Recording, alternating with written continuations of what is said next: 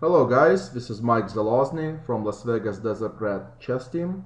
We play in the United States Chess League, and here I am with my friend and coach, international master from Ukraine, Andrey Ostrovskiy.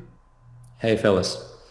And today we're going to go over the game that was played in round one uh, of the United States Chess League in a match between Arizona Scorpions and Las Vegas Desert Rats. Our focus is a game that took place on board 4. White is Andrey Lebovitz from Arizona, and black is Dan Durham. So the game started with King's Indian defense, the G3 system, and we arrived at this position right here, and then played a very standard and good move a6, and we just wanted to point it out that there was another idea here, and that idea was, Andrei. Bishop f5. So the bishop goes to control e4 square. Looks quite unusual. So black just prevents e4 and provokes white to grab the space in the center. So white usually plays d5. And now black makes even more odd move. Knight goes to a5, attacking pawn c4 and occupying the edge position. However, an interesting thing is that knight on a5 attacks c4, forcing white to play b3. Of course, white starts with a knight d4 first. Here, a very important moment is that pawn on c4 is invulnerable, because if black takes on c4, then knight f5, pawn takes, and queen d3, simply attacking the knight and the pawn at the same time, and white achieves a great position with a great pawn structure and pair of bishops. So it's necessary to go back with the bishop. Here white plays b3. It looks like white is already much better. However, black reacts with the c5. Now if white takes en passant, then the knight comes back from the odd position on a5 to a normal central position on c6, and black has a good position, kind of dragon position. If white doesn't take, and white usually plays knight c2, then black starts his counterplay on the queen side, playing a6, preparing b5, and just imagine after black plays b5, the pawn on c4 becomes vulnerable, and appears that the knight on a5 is not passive but rather active. So it was an interesting plan as well. And just want to quickly point out that taking on d5 does not work tactically, because the rook on a1 is actually protected by the knight on c2. So Dan chose a6, and here Andrew played h3, stopping bishop g4. Then played rook b8, and after white expanded in the center with e4, grabbing even more space, then played e5. And Andrei, that's a move you don't really like. You think b5 was better. Please tell us why. Well, first of all, about e5 move, I think that after e5, white achieves a very good position in which there is no risk at all, and white has a very unpleasant pressure. So bishop on g7 becomes passive, and this is not a true King's Indian play. So why b5? b5 looks like very logical after black played a6 and rook b8. Actually, it was the main plan. So this move looks like a side move. However, it is a central move because the main idea is to fight for central squares. So first of all, black exerts some pressure on c4 directly. Another idea is to play at some point b4 to kick the knight c3 away and to fight for squares e4 and d5. Of course, after this pawn is hanging, white usually takes on b5. And after black retakes, there are two options. The one is active e5, another one is calm rook e1. Let's start with the e5.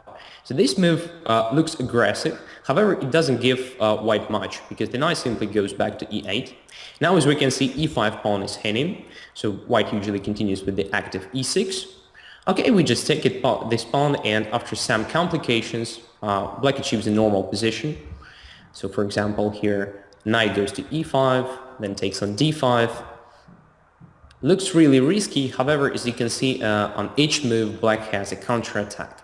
So takes here, then knight c7, knight c6, and this position is quite good because black has an extra pawn, black has good perspectives on the queen side, and the perfect spot for the knight or for the bishop on d4. So I don't think white has enough compensation. As for another possibility, rook e1, here black continues with a very calm move e6 in order to prevent simple d5, and the main plan is just to kick away the knight from c3 with the help of b4, and then to undermine the center with the help of c5. So it is not very hard to do. Bishop b7, then knight a5, and finally c5. It is possible because pawn on c5 is not hanging. E4 pawn is vulnerable, so if queen takes on c5, then knight simply takes on e4, and black is good. So that's why this move is possible, and I think this position is already equal. Okay. So it was a normal way of playing, so just b5 instead of e5. Yeah, so I think this is a very instructive moment, and ultimately black proceeded to play b5, but as we discussed earlier, you just like b5 without including e5. You think including both b5 and e5 isn't as good as just keeping the pawn on e7. In one of the games here played between two strong players, black actually tried taking on d4 instead of playing b5, which resulted in a position which was quite pleasant for white. And this is an example of how the game could have be played. You see white achieves a very pleasant edge due to basically this pressure on the d6 pawn, which is very weak. Yes, and of course white has a very simple advantage in space, so quite unpleasant for black. So b5, there is a bunch of exchanges on e5 happened, and here, according to our analysis, the most precise way for white to keep the advantage was to just exchange queens and play knight d5 move. And the threat is to play not as much to take on c7, but to play knight e7 check, followed by knight c6, which is forking both of the black's rooks. So black has to pretty much take on d5, and after cd, white has a very pleasant position where they have this pressure on the c file. We can just double up the rooks there and basically have quite a comfortable edge. And what is more importantly, that black has no counterplay at all, so it was really depressing.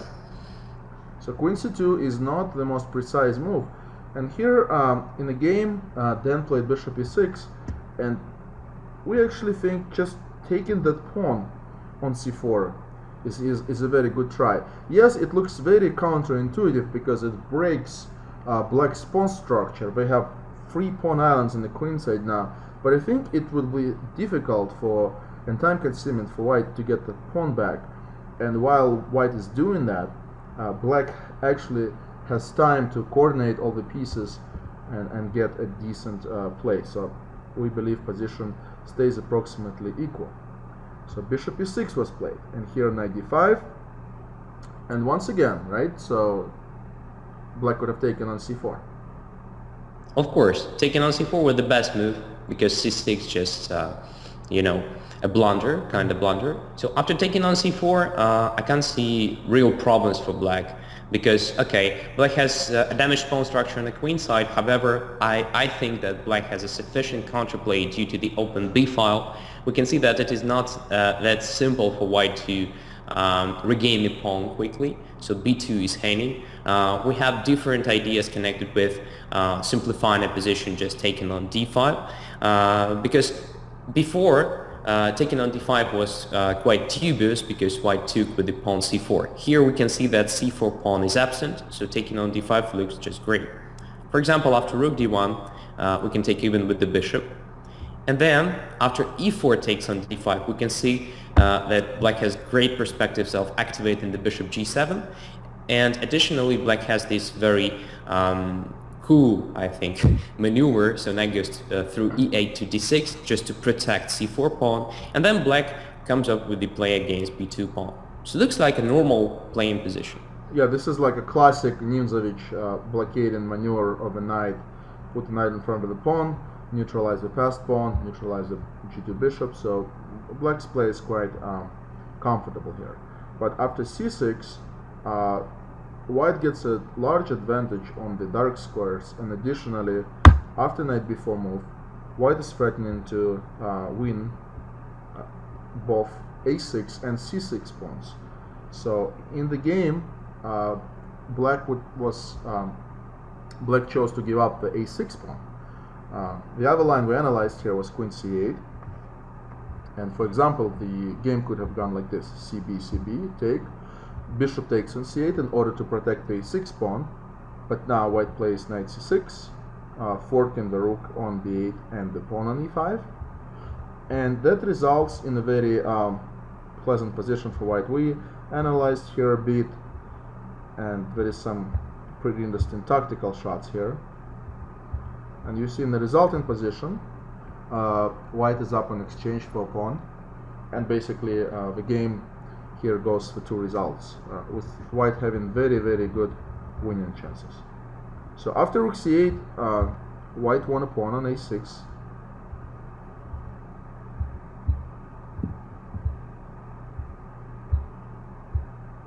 and we achieved this position, which is another critical point. And here white played bishop f1, and Andrey, you preferred a different move. Can you tell us about that?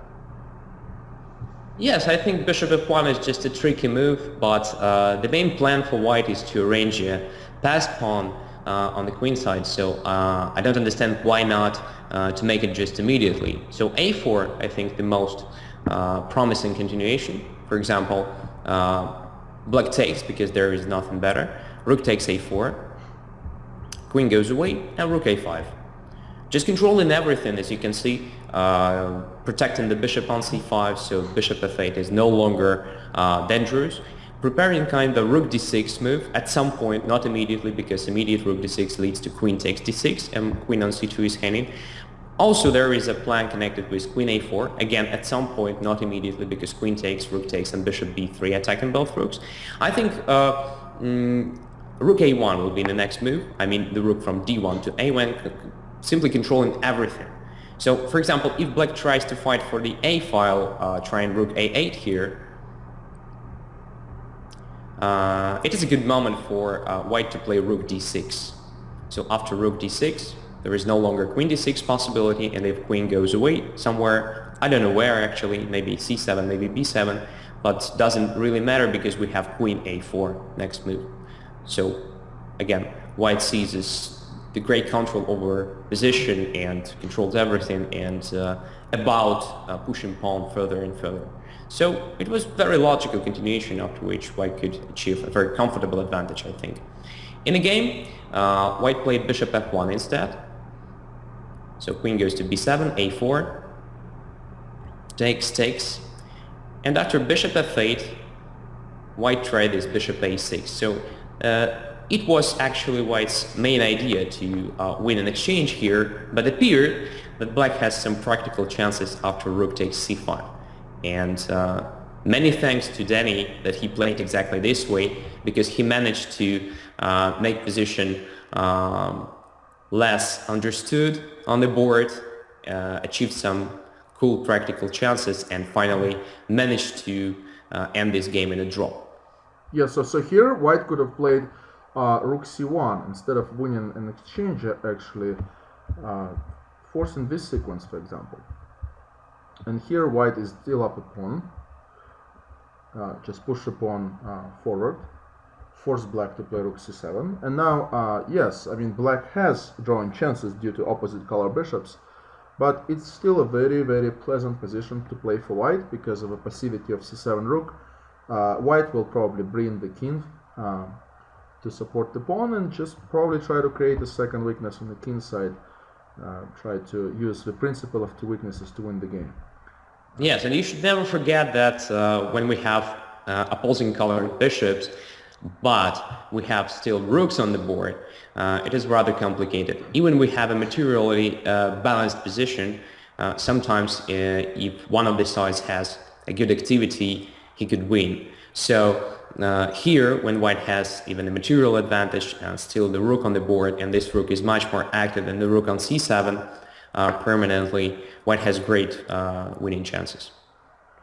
So, okay, so bishop d3 was played, and here Dan managed to fight and managed to get a pawn for an exchange, and the rest of the game was played on a short time, relatively time trouble for both players, and we'll just show you briefly what happens.